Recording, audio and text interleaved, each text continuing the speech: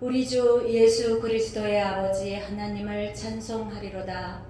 그의 많으신 긍휼대로 예수 그리스도를 죽은 자 가운데서 부활하게 하심으로 말미암아 우리를 거듭나게 하사 산 소망이 있게 하시며 썩지 않고 더럽지 않고 쇠하지 아니하는 유업을 잊게 하시나니 곧 너희를 위하여 하늘에 간직하신 것이라.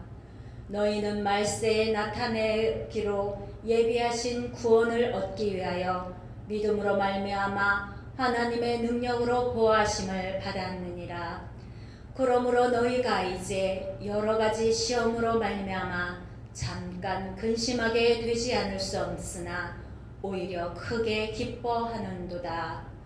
너희 믿음의 확실함은 불로 연단하여도 없어질 금보다 더 귀하여 예수 그리스도께서 나타나실 때에 칭찬과 영광과 존귀를 얻게 하실 것이니라. 예수를 너희가 보지 못하였으나 사랑하는도다. 이제도 보지 못하나 믿고 말할 수 없는 영광스러운 즐거움으로 기뻐하니 믿음의 결국 곧 영혼의 구원을 받음이라. 아멘. 오늘은 영광스러운 즐거움이라는 제목으로 하나님의 말씀을 전하고자 합니다. 2002년도 월드컵이 우리나라에서 했습니다. 그 당시에 주최국으로서 좋은 성적을 얻고자 외국 감독을 초빙을 했는데 그 사람의 이름이 히딩크입니다. 히딩크가 우리나라에 와서 이제 선수들을 훈련시키는데 1년 남겨두고 선수들을 이제 훈련시키는데 제일 먼저 한 것이 체력 훈련이었습니다.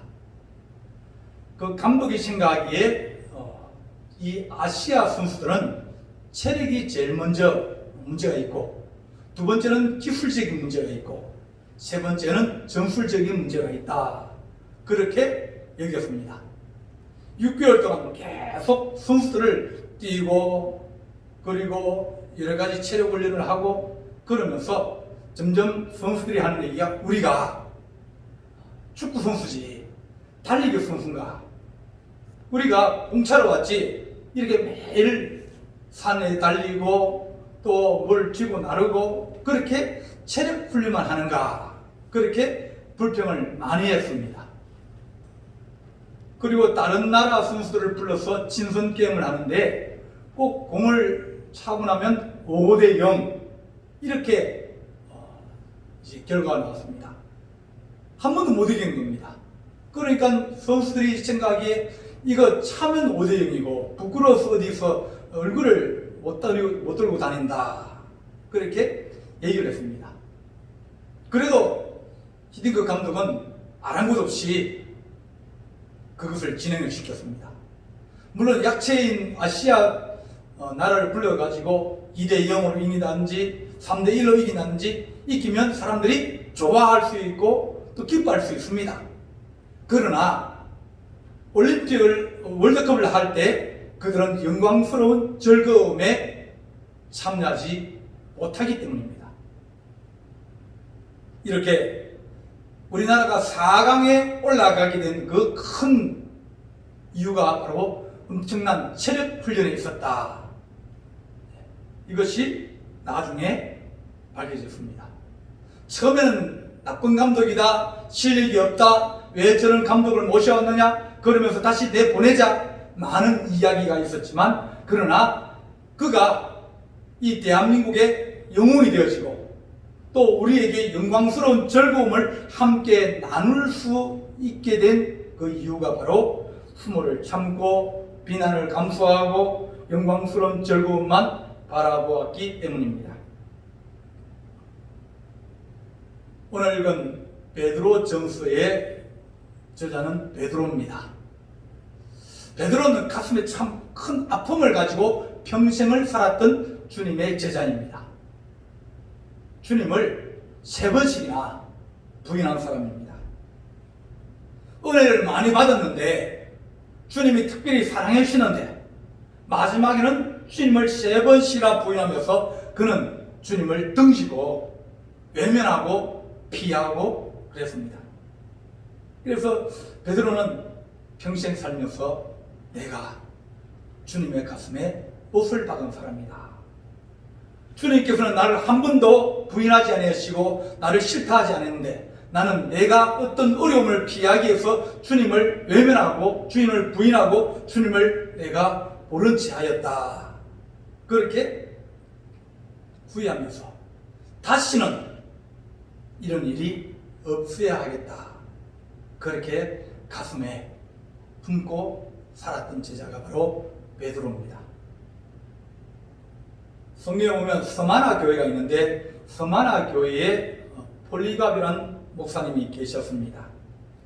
폴리갑 목사님이 계실 때 그 지역에 큰 박해가 일어났는데 여러 지역에서 잡아온 11명의 그리스도인을 이제 잡아서 원형 경기장에서 짐승의 먹이로 이제 던졌습니다. 그때 그 총독이 하는 얘기가 내가 당신을 봐주겠다. 나하고 당신하고 이렇게 안지가 오래됐는데 내가 당신에게 편리를 봐주겠다. 주님을 부인하고 주님을 모른 채 하면 주님을 한 번만 배신하면 그러면 앞으로 편안하게 나와 더불어서 이 도시에서 목회를 할 수 있다. 그렇게 권면을 했습니다. 근데 그 스데반 폴리갑 목사님이 하신 얘기를 보면 내가 86년간 예수를 승리하는 동안 우리 주님은 한 번도 나를 배신하지 않았는데 내가 어찌 주님을 모른다 할 수 있겠느냐 하면서 장작더미 위에서 장렬히 순교를 하였습니다. 이것을 나중에 그린 레이몽드 레페라는 화가가 있습니다.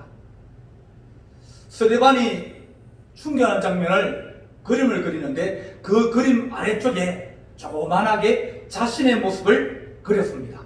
화가들이 자기들이 의도하는 것을 그리기 때문에 그 화폭 밑자락에 자신의 초상을 그려놓았습니다. 폴리갑 목사님이 주님을 배신하지 않고 주님을 따라갈 때 나도 작지만 주님을 따라가고 싶다 하는 그런 마음의 소망으로 자기 자신을 거기에 그려놓은 겁니다. 베드로 전서는 베드로가 순교하기 바로 직전에 쓴 말씀입니다. 로마 황제가 기독교인을 핍박하고 교회를 핍박하고 또 많은 사람들을 로마 시내에서 내쫓기도 했습니다. 그런데 64년 7월 19일 날 로마에 대화재가 발생했습니다. 원형 경기장 그 아래에 이 기름을 파는 가게가 있었는데 그 가게에서 조그만 불이 일어나서 그것을 통해 로마 시내 3분의 2가 불에 타버렸습니다. 로마 황제에 대해서 사람들이 많이 비난을 하고 정치를 잘못한다, 악하다 그런 소문이 있는 차에 또 불이 나니까 이 로마의 황제 네로가 정신이 나가서 불을 질렀다. 그런 소문이 쫙 다 퍼졌습니다. 그러자 네로가 이걸 누구에게 책임을 전가를 시켜야 되는데 누구를 할까 하다가 교회에게 그 책임을 전가시켰습니다. 기독교인은 황제를 반대하고 로마가 망하기를 원하고 로마가 망하기 위해서 기도하는 그런 악한 무리이다. 그렇게 사람들에게 순종하면서 이 로마를 망하게 하기 위하여 불을 지르고 그들이 또 망했다. 그렇게 기독교인들에게 덮어씌웠습니다. 그러니까 사람들이 막 그러면 그 기독교인을 잡아서 죽여야 된다. 그래서 큰 경기장에 사람을 이제 100명을 잡아갔습니다. 여기저기에서 기독교인을 잡아와가지고 그들에게 짐승의 모피를 덮어 씌우고 경기장 안에 입장을 시키고 사람들이 그것을 보게 했습니다. 그때 나타난 짐승들이 밑을 굶겨가지고 보낸 들개, 맹수 그런 짐승들이었는데 그 안에서 막 살려달라고 하고 또 도망가기도 하고 또 물어치기도 하면서 막 이렇게 아수라장이 되었습니다.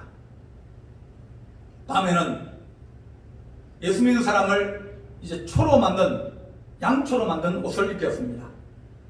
나중에 그 사람이 불을 붙였더니 막 이 양초가 불에 붙는 것처럼 사람이 인간 등불이 되어서 많은 사람들을 이제 즐겁게 하는 유흥거리가 되었습니다. 지금 어려움이 다가오고 있다, 환난이 다가오고 있다, 고난이 다가오고 있다는 것을 베드로는 알았습니다.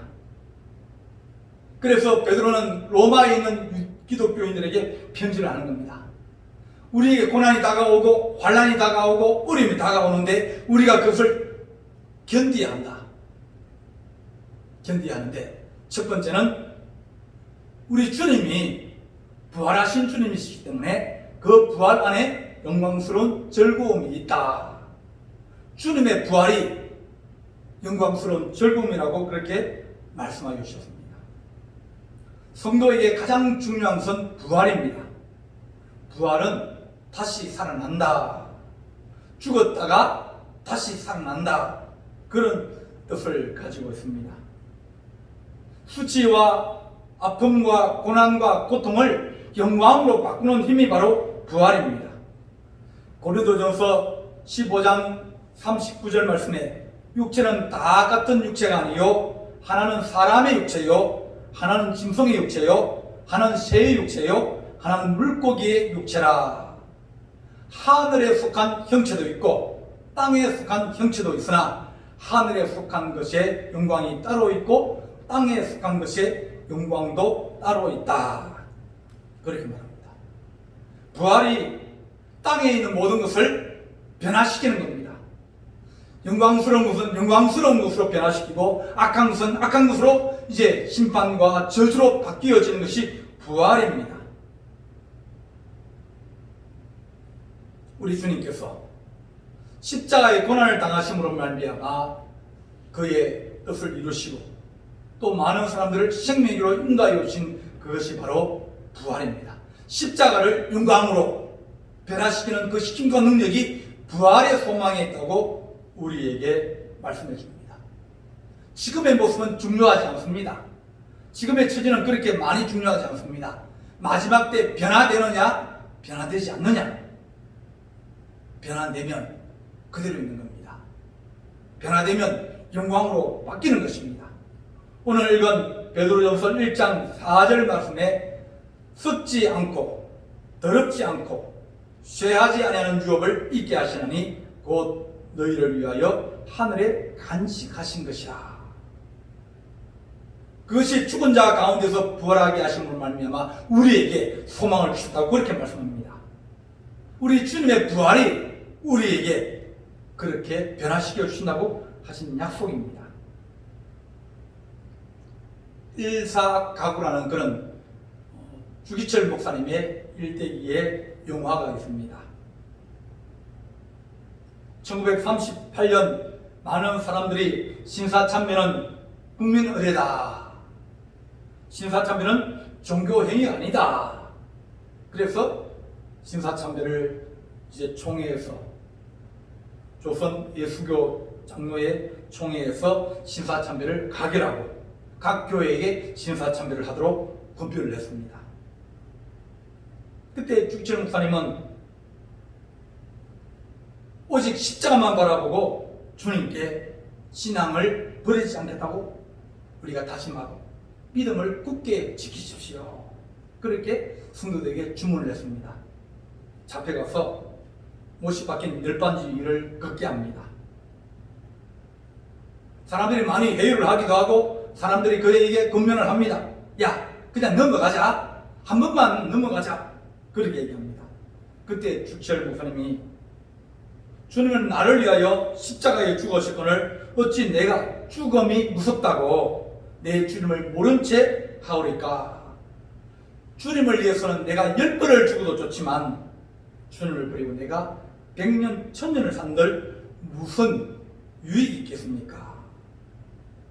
나는 일사가구만 있을 뿐이 이 목숨 아깝다. 주님을 욕되게 하고 사망의 권세에서 나를 이기게 하시는 그 주님을 내가 어찌 부인하겠습니까?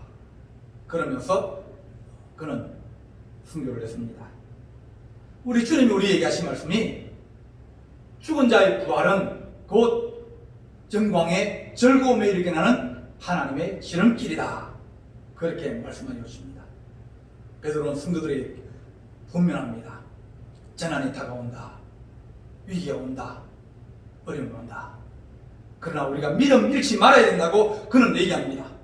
파도가 덮치고 해일이 일어나고 또 우리를 넘어뜨리려 하는 그런 어려운 일들이 일어나지만 그러나 우리가 부활의 소망, 부활의 영광을 꼭 붙들고 있어야 된다고 우리에게 말씀해 주십니다. 두 번째는 현재 우리가 당하는 시험과 환난 가운데 영광의 즐거움이 있다고 말씀합니다. 시험은 어려운 겁니다. 하지만 그 시험을 좋아하는 사람이 있습니다. 시험을 치려고 준비를 하고 시험을 이기면 큰 영광을 아는 사람들은 그것을 이기려고 합니다. 우리나라에서 올림픽이나 큰 경기에서 금메달을 따면 국가에서 한 달에 100만 원씩 연금을 줍니다. 어떤 사람은 군 면제를 받기도 합니다. 우리나라의 유명한 손흥민 축구 선수가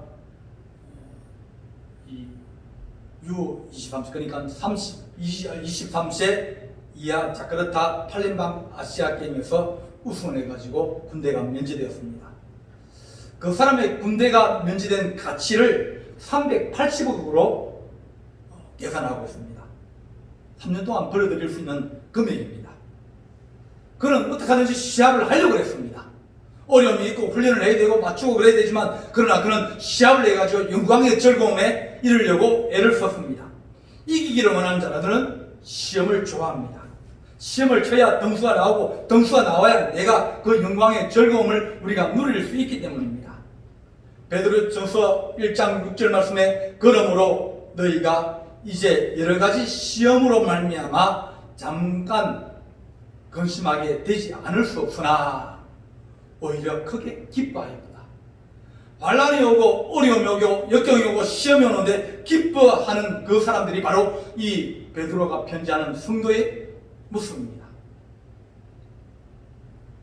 우리 주님께서 고난을 피하고 환난을 피하고 어려움을 피해버리면 그런 우리는 영광스러운 즐거움에 임할 수 없다고 우리에게 말씀하여 줍니다.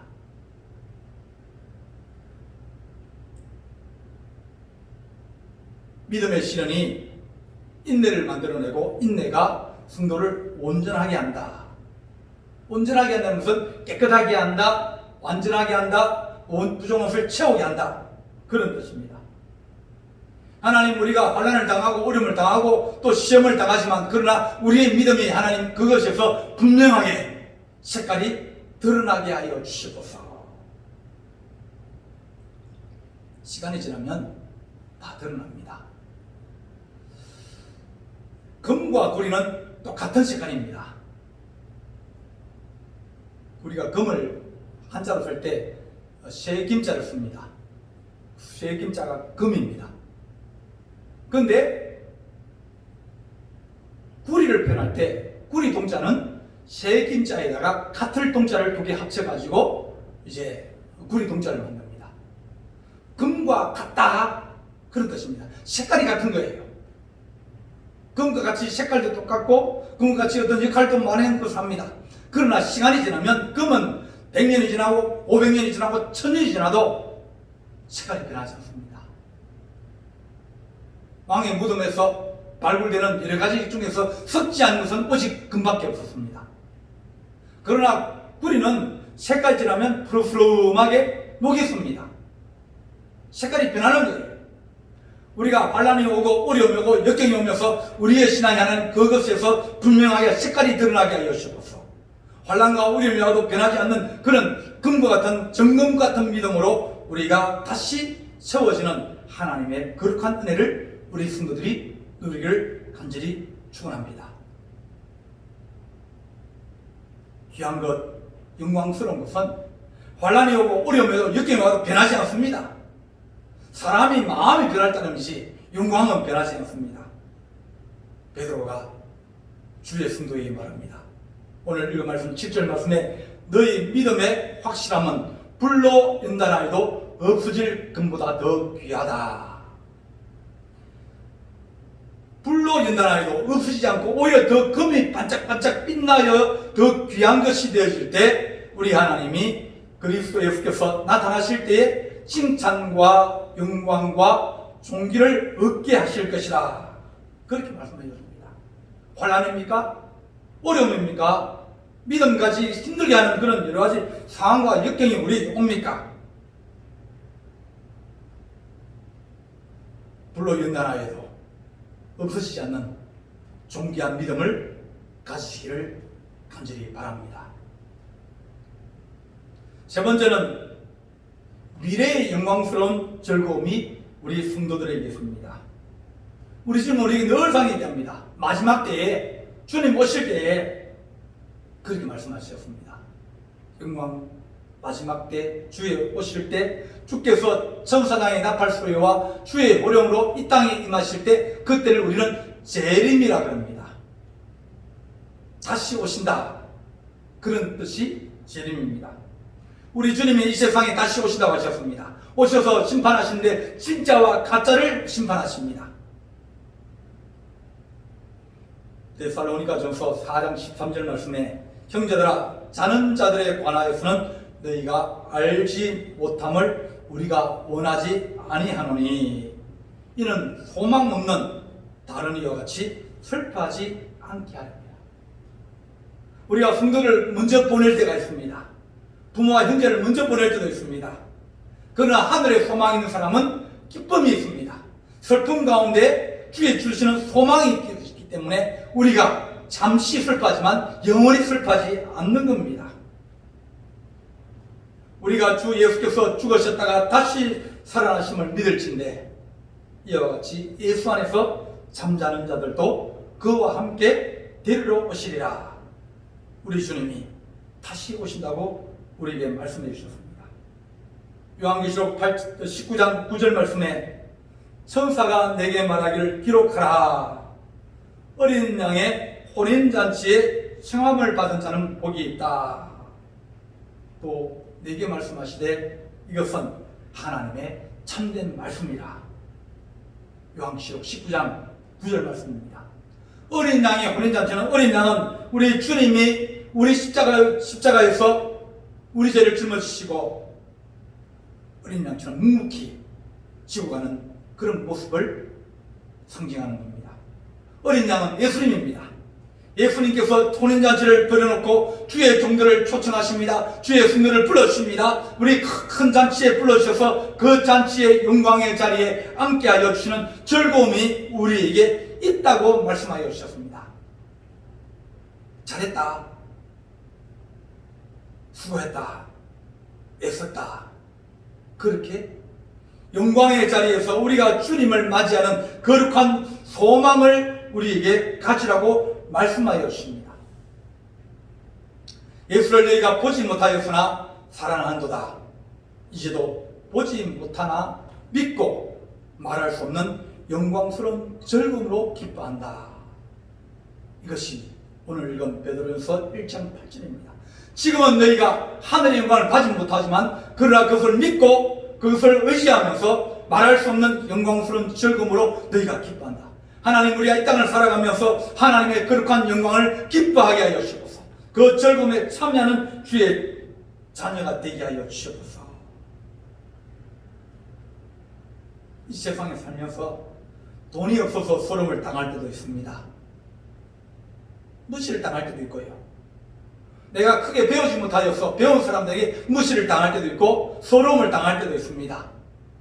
혹은 내가 건강이 약하여서 어려움을 당하거나 또 사람들에게 창피를 당하거나 또 우리가 불이익을 당할 때도 있습니다.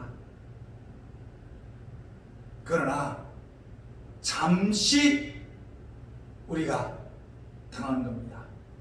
우리 주님이 그때 되면 내가 너희를 영광스러운 자리로 내가 부르고 너희를 내가 함께하는 그 즐거움에 너희로 참여할 것이라고 우리에게 말씀하여 주십니다. 마태복음 25장 28절 말씀에 그 주인이 이르되 잘하였도다 착하고 충성된 종아, 네가 적은 일에 충성하였음에 내가 많은 것을 네게 맡기리니 네 주인의 즐거움에 참여할지어다.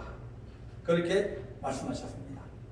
하나님, 우리가 이 땅에서 주를 기뻐하고 주를 감사하고 우리가 어떤 처지에 있고 어떤 환경에 있고 어떤 어려움에 있든지 하나님, 그것이 우리를 예수 그리스도의 사랑에서 끊을 수 없음을 알게 하여 주시옵소서.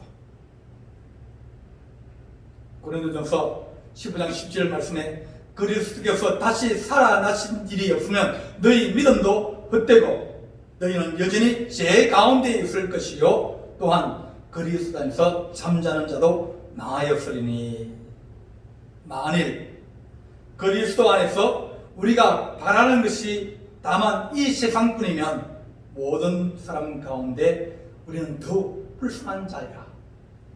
우리가 가진 것이 이 땅에서 소망만 있습니까? 이 땅에서 원하는 것만 있습니까? 그것이 아니라 하나님, 우리가 지금은 보지 못하나 사랑하는도다, 이제도 보지 못하나 믿고 말할 수 없는 영광스러운 즐거움을 기뻐한다고 하신 베드로전서 1장 8절 말씀을 기억하시기 바랍니다. 하나님, 우리가 영광스러운 즐거움을 알게 하여 주옵소서. 그 자리에 우리가 하나님 이룰 수 있도록 우리가 믿음의 결국은 영혼 구원함이라 하셨사오니, 이 세상에 하나님 우리가 육신의 생명과 여러 가지 하는 소망과 또한 우리가 바라는 것이지만 그 모든 것들이 영혼 구원보다 더 앞장서지 않게 하시고 더 귀하지 않는 것이 될수록 우리가 마음의 뜻을 정하게 하여 주시옵소서. 그렇게 기도하기는 합니다. 우리 하나님이 가장 기뻐하시는 것이 예배라고 말씀드렸습니다. 예배하는 인생이라고 했습니다. 예배는 인생의 가장 소중한 겁니다. 예배는 하나님과의 만남입니다. 예배는 하나님을 경배하고 하나님을 높이고 하나님을 찬양하며 우리 하나님이 이 세상의 주인입니다. 우리 하나님이 나의 주인입니다. 우리 하나님을 사랑합니다. 이것이 바로 예배입니다. 예배하는 공간이 잠시 이제 예배를 못 드리도록 폐쇄를 당했습니다. 예배는 공간의 문제가 아닙니다. 예배는 마음의 문제입니다. 어느 곳이든지 찬송을 부를 수 있고 어느 곳이든지 예배를 드릴 수 있고 어느 곳이든지 하나님, 우리가 천국이 되는 그런 믿음이 되게 하여 주십시오. 밭에서 주님을 찬송하고 밭에서 기도하고 그러면 일하면서 그러면 그것이 예배의 장소가 되어집니다. 우리 주님이 BC 587년에 예루살렘 그 화려한 솔로몬의 성전을 부셔버렸습니다. 예배의 장소라고 다 올라오는 그 성전을 우리 하나님이 부셔버렸습니다. 우리 예수님도 너희가 46년 동안 지었다는 이 성전을 내가 허물고 3일 만에 내가 다시 세우리라 말씀하셨습니다. 장소가 문제가 아니라 마음의 문제였습니다. 그들이 바벨론 포로로 끌려가고 성전이 없더라도 그들의 집에서 가정에서 예배하고 주님의 전에서 주님을 전을 향하여 기도하였다 했습니다. 다니엘이 하루에 3번씩 성전을 향하여서 성전에 있는 동쪽을 향해서 그렇게 기도하였다. 바로 그것이 하나님이 기뻐하시는 산제사였습니다. 하나님, 우리가 잠시 어려움을 당하면서 교회의 문에 닫히고 하나님 모이지 못하고 또 같이 찬송하지 못하지만 그러나 어느 곳이든지 하나님, 우리가 영광스러운 자리를 얻게 하여 주시옵소서. 영광스러운 즐거움을 우리가 얻게 하여 주시옵소서. 너희가 보지 못하였으나 사랑합니다. 이제도 보지 못하거나 믿고 말할 수 없는 영광스러운 즐거움으로 기뻐하는 하나님의 거룩한 자녀가 되기를 합니다. 주보를 나눠드렸습니다. 주반에 설교문도 있습니다. 기도의 내용도 들어있습니다. 성경 본문도 있습니다. 어느 곳에서 하나님 조용한 곳에서 우리가 하나님을 예배하게 하여 주셔서 하나님을 찬송하게 해주십시오. 어떤 어려운 환경에 있어도 내 신앙이 하나님 그것에 휩쓸려가 버리거나 무너지거나 하나님 기초가 붕괴되어서 자빠지는 그런 신앙이 아니라 너희가 여러 가지 시험으로 말미암아 잠깐 근심하게 되지 않을 수 없으나 거침한다는 얘기입니다. 힘들다는 얘기입니다. 그러나 오히려 크게 기뻐하는 거다. 아, 이때가 내가 내 안에 들어있는 신앙을 분명하게 꺼내면서 우리 주님이 이 세상의 왕이십니다. 우리 주님이 이 세상의 소망입니다. 나의 주님입니다. 그렇게 주님 앞에 내 신앙을 드러낼 수 있는 그런 일이기 때문에 오히려 크게 기뻐하고 믿음의 확실함을 불러낸다나 해도 없어지지 않을 지금 같은 신앙이 그리스도 나타나실 때 영광과 존귀와 칭찬으로 함께 하신다 했습니다. 우리 주님께서 우리를 그 위대한 자리로 영광스러운 즐거움으로 우리를 맞이하는 그 거룩한 환상과 꿈과 비전으로 우리 가슴을 채우는 거룩한 주일 되기를 간절히 바랍니다. 기도하시겠습니다. 사랑의 하나님 아버지, 우리가 이제 잠깐 시험으로 말미암아 근심하게 되지 않을 수 없으나 기뻐하게 하여 주옵소서. 우리 하나님을 예배하게 하여 주옵소서. 오히려 우리 하나님 죽전이 아니라 알고 이것을 우리 하나님, 우리 주께서 우리를 한번 다시 가슴을 헤쳐보게 하시고 마음을 열어보게 하시며 영광과 존귀와 칭찬의 주의 상급이 주의 자녀들에게 있기를 원합니다. 이제도 보지 못하나 믿고 말할 수 없는 영광스러운 즐거움으로 기뻐하게 하여 주시옵소서. 우리 주 예수 그리스도의 이름으로 간절히 기도하옵나이다. 아멘.